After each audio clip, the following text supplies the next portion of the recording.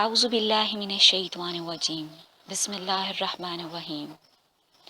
آج کی حدیث مبارکہ، رسول کریم صلی اللہ علیہ وآلہ وسلم نے فرمایا، اے ابو المنذر ابن ابی کعب کی کنیت ہے، کیا تم جانتے ہو کہ کتاب اللہ کی سب سے عظیم آیت کون سی ہے؟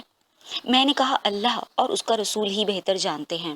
آپ صلی اللہ علیہ وآلہ وسلم نے دوبارہ فرمایا، تمہارے نزدیک کتاب اللہ کی سب سے عظیم آیت کون سی ہے؟ میں نے عرض کیا، اللہ لا الہ الا هو الحی القیوم، یعنی آیت الکرسی، سورۃ البقرہ 2 آیت 255۔